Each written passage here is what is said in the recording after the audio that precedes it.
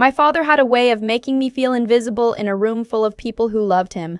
I don't mean the quiet kind of invisible, the kind where you slip away from a party early and nobody notices. I mean the kind where you're standing right there, 2 feet from him, and he turns to the person beside him and talks about you like you left an hour ago, like you're already gone, like you never quite arrived. I was 22 the first time I understood that his disappointment in me wasn't something I could fix. We were at my aunt's house for Thanksgiving, and my cousin had just announced she'd been accepted to law school. My father led the table in a toast. He stood up, raised his glass, beamed at her the way I'd spent my whole childhood hoping he'd beam at me. Then he sat back down, picked up his fork, and said, just loud enough for me to hear, "Some kids know what they want."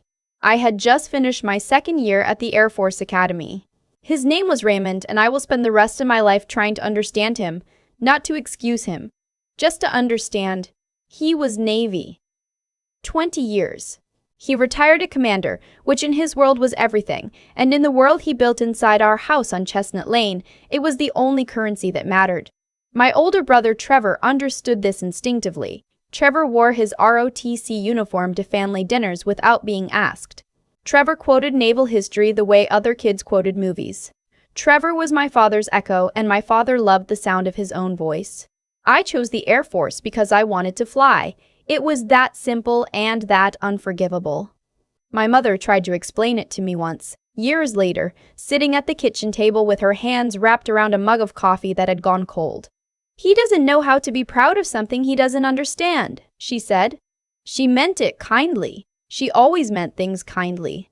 But I was 30 years old by then, and I had run out of patience for kind explanations. Growing up, I was the kid who built model aircraft on the weekends and read every book I could find about the Wright brothers, about Amelia Earhart, about the DOS pilots of World War II. Women who flew military aircraft when men said they couldn't, who were denied veterans' benefits for decades. Who did the work without the recognition? I thought my father would appreciate that. The discipline, the history, the sacrifice. He did not. Air Force is the easy branch, he said once, when I was maybe 16.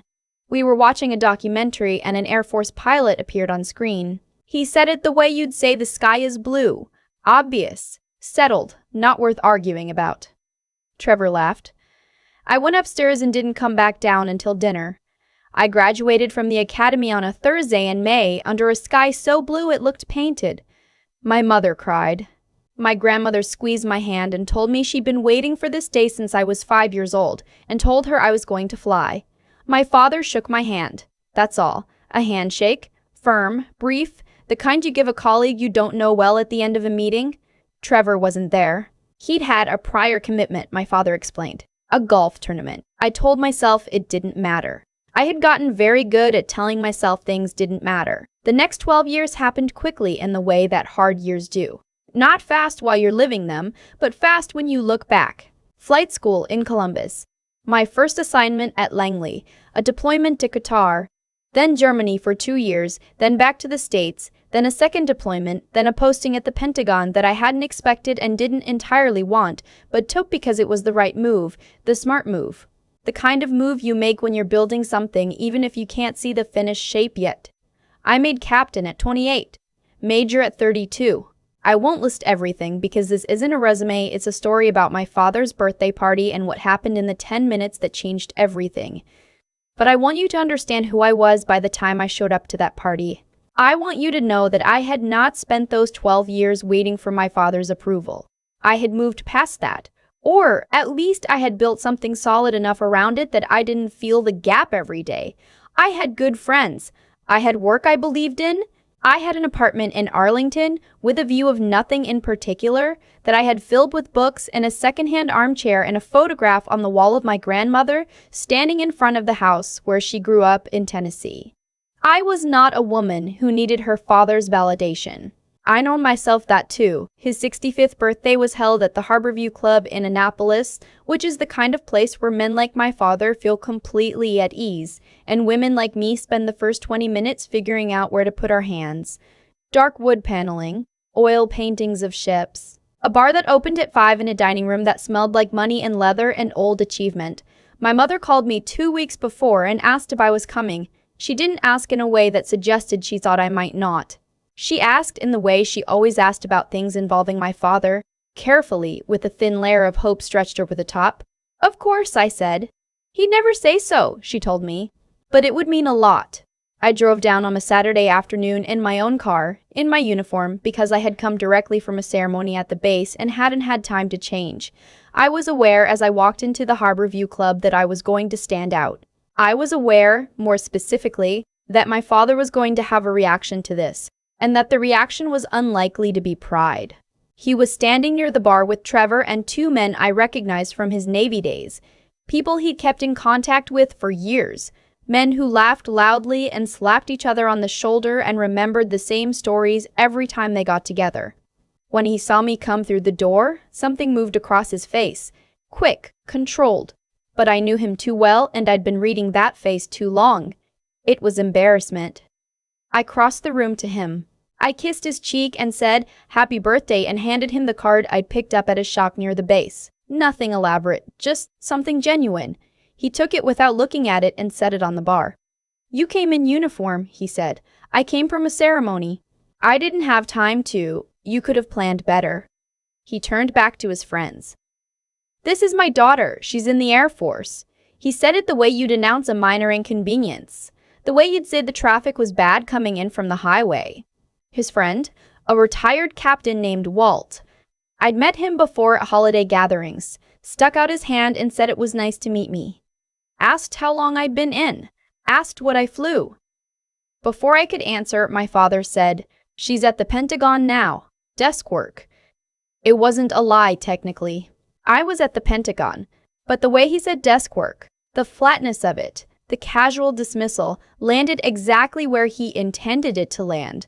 I smiled. I shook Walt's hand. I said it was nice to see him again. The party continued. My mother floated between tables, making sure everyone had drinks, checking on the food, doing what she always did, which was manage the spaces my father left unmanaged while making it look effortless. Trevor arrived 20 minutes after me with his wife Brooke, who I genuinely liked and who always seemed faintly apologetic on behalf of the men in her life without ever quite saying so. She hugged me and said I looked wonderful. I told her she looked wonderful too, because she did. The dinner was served at 7. Long tables, white linens, the kind of event where somebody had put a lot of effort into making it look casual. I was seated at the far end from my father, which I suspected was not an accident. Midway through dinner, someone made a toast. Then Trevor made a toast. Then one of my father's Navy friends made a toast that went on too long and involved a story about something that happened in the Philippines in 1987 that made the older men at the table laugh and the younger people exchange glances. Then my father stood up. He spoke about his career, about the men he'd served with, about Trevor, how proud he was of what Trevor had built, his business, his family, his life. He talked about my mother and got unexpectedly emotional for a moment, which surprised me because I didn't know he was capable of that kind of softness anymore. And then he sat down. He did not mention me. I sat with that for a moment, turned it over. I had told myself driving down from Arlington that I was not going to need anything from this evening, that I was going to show up and be present and leave with my dignity intact, and I had nearly made it. But there's something about being left out of your own father's birthday speech, at 65 in front of everyone he loves, when you're 34 years old and have spent 12 years doing something genuinely hard. There's something about that which gets past the defenses. It just does. I set my napkin on the table. I was going to step outside for air. Just a minute. Just enough to let the pressure release. I stood up quietly, while conversation resumed around me. I moved along the edge of the room, past the bar, toward the doors that opened onto the club's terrace overlooking the harbor. I was almost there. "Major!" The voice was quiet but carried. I stopped. I turned. He was standing near the entrance to the private dining room off to the left, a door I hadn't noticed, slightly ajar. He was in dress uniform, 4 stars on each shoulder, a chest full of decorations that I recognized well enough to know they weren't ceremonial. He was maybe 60, with the kind of face that has been weathered by years of being responsible for other people's lives, and he was looking at me with an expression I couldn't immediately read. I came to attention without thinking about it. "Sir." "At ease." He glanced past me toward the main dining room, then back. You're Raymond's daughter. Yes, sir. He was quiet for a moment. I know your record, he said. I've known it for about 3 years, actually. You were part of the logistics coordination team for Operation Northern Response. I said I was. That operation saved 11 lives that would have been written off as acceptable losses, he said. The after-action review was very clear about that. Your name was in it. I didn't know what to say to that, so I didn't say anything. I've been watching you tonight, he said. I hope you'll forgive me for saying this, but I think you should come back inside. Sir, I was just Major. He said it gently, but it stopped me. I understand the impulse. I've been where you are, in one form or another, but I'm going to ask you to walk back in there with me if you're willing. His name was General Arthur Calloway. I learned later that he and my father had served together briefly decades ago, before their paths diverged significantly. My father had retired as commander. General Calloway had gone on to become one of the most decorated officers in the Air Force. He was, I understood as we walked back through those doors, the last person my father had expected to see tonight. And he was here because he had been personally invited by my mother, who had called him 3 months before and asked, quietly and with great dignity, if he would come. She had not told my father. She had not told me. What happened next I have replayed more times than I can count, and still it doesn't feel entirely real. General Calloway walked into the center of that room with the kind of ease that comes from having commanded thousands of people and knowing that a room is just a room. Conversation dropped. Not because anyone announced him, but because presence is something you either have or you don't, and he had it completely. My father stood up from his chair. Arthur, he said, and his voice was different than I had ever heard it. Careful, almost reverential. Raymond. General Calloway nodded at him warmly briefly. Then he turned to face the room. I apologize for the interruption, he said. I've been here for about an hour and I didn't want to leave without saying something. He paused. I had the privilege of reviewing operational files this past year that most people in this room will never see. Inside those files was the name of an officer who made a series of decisions under extreme pressure that resulted in 11 American service members coming home who, by any conventional calculation, should not have. The room was silent. That officer is in this room tonight. He looked at me. Directly, clearly, without ceremony. Major, would you stand up, please? I stood. I don't know how I stood. My legs were not entirely in agreement with the decision, but I stood. Major Vivienne Cole, he said, and my name in his voice, and that room, in front of my father's face, which had gone completely still. I will hear it for the rest of my life. The Air Force doesn't always do a good job of letting people know when they've made a difference. So I try to do it when I can. He looked at me steadily. You made a difference. 11 families are whole because of decisions you made in a room in a building that most people don't know exists, under circumstances that were genuinely hard, and you made the right call. More than once. He raised his glass. The room raised theirs. I looked at my father. His glass was in his hand. His face was, I don't have the right word for it. Not shame exactly. Not pride either. Something that was happening between those two things. Something I had never seen on his face. Something that looked like the first moment of understanding a truth you had been avoiding. His eyes met mine. He raised his glass. I did not cry. I had cried enough in private over the years. I was done with crying in connection to my father's opinion of me. But I stood there in my uniform in a room full of his people, and I let it be what it was. After dinner, the party broke up slowly the way these things do. People filtering out, saying their goodbyes, the noise level dropping in stages. My mother found me near the terrace doors and hugged me for a long time without saying anything. When she pulled back, her eyes were wet. How long? I asked her. Since Christmas, she said. I called his office. It took 3 tries to get through. I thought about her sitting at that kitchen table, making those calls, navigating military bureaucracy with the same quiet determination she had brought to every difficult thing in our family's life.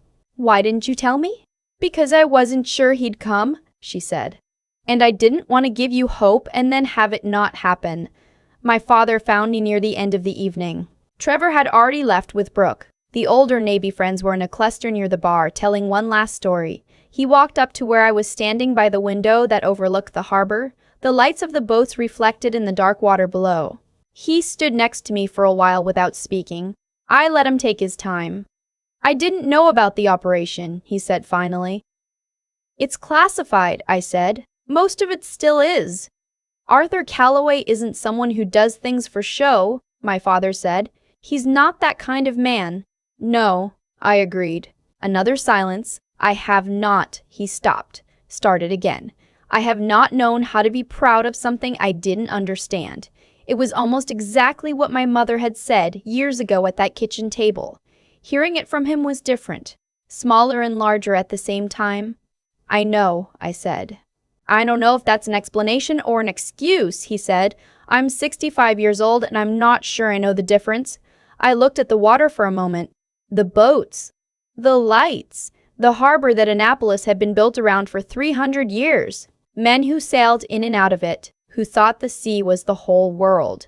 Women who watched from the shore and made their own worlds out of whatever was left. "You don't have to understand it to be proud of it," I said. "That's not how it works with family." He didn't say anything to that, but he stayed beside me there at the window for a long time. He didn't leave first. Neither did I.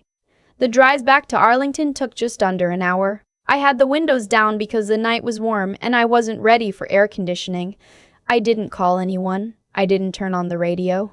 I drove through the dark with the wind coming in off whatever stretch of Maryland we were passing through, and I thought about my grandmother and the photograph on my wall and the WASP pilots who flew without recognition, and the 11 families my mother never knew about who had someone come home to them because of a decision I made in a building without windows. I thought about the word proud. I thought about how long I had waited to hear it, and how strange it was that when it finally came, it came from a general I barely knew, in a room I almost walked out of, at a party for a man who had spent 65 years not quite knowing how to say it himself. I thought about my mother and her 3 phone calls. I have a theory about families like mine, about fathers like mine. I think sometimes the armor that gets you through hard things is the same armor that keeps the people you love most at a distance. I think Raymond built walls out of discipline and pride and a very specific idea of what strength looked like. And he lived inside those walls for so long that he forgot there were people on the other side of them who had been waiting. I don't say that to excuse him. I say it because it's the only way I know how to keep loving him.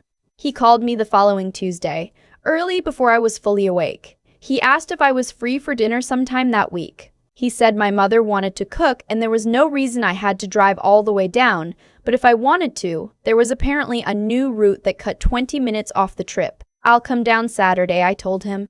"Good," he said. And then, in the same voice he'd used the night before at the window, careful, like he was carrying something fragile, he said, "Good, we'll see you then." It wasn't everything. It wasn't a movie ending where a lifetime of distance dissolves in one conversation. He is still Raymond, and I am still his daughter who flies, and there are probably dinners ahead where he will say something that costs me something. But he called. On a Tuesday morning, early, before either of us had fully figured out what we were to each other now. That's where we are. That's enough for today. I've thought a lot about what it actually takes to get to a moment like that one. Standing in a room full of my father's people, hearing my name said with weight by someone who had no reason to protect my feelings. It didn't happen because I got lucky.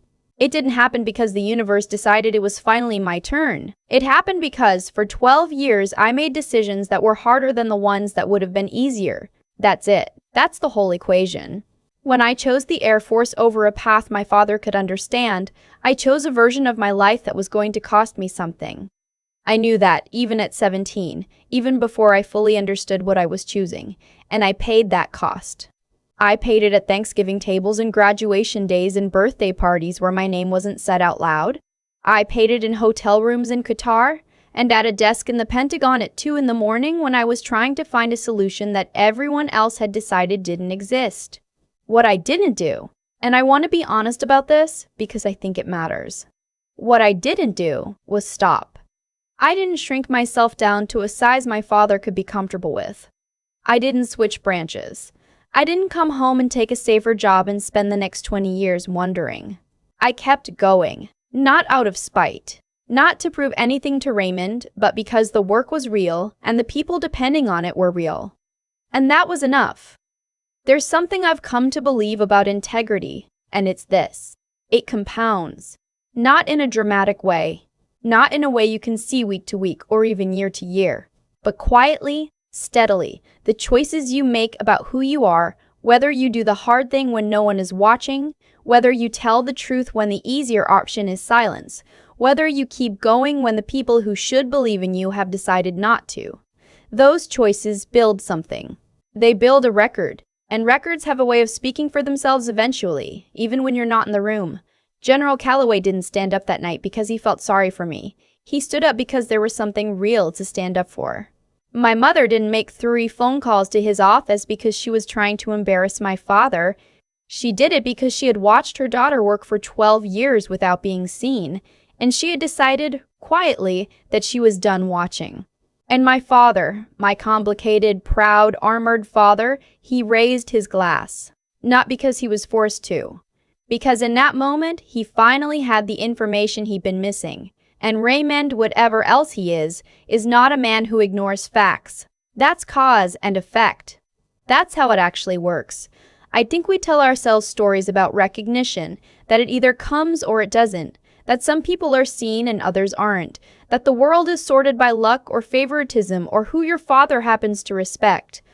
I told myself versions of that story for years. But what I know now, standing on the other side of that evening in Annapolis, is that the most durable form of recognition is the kind that gets built before anyone is watching. You build it alone, in the dark, in the hard years. And then one day someone walks into a room and tells everyone what you already knew. The work was always real. It just needed time to find its witness.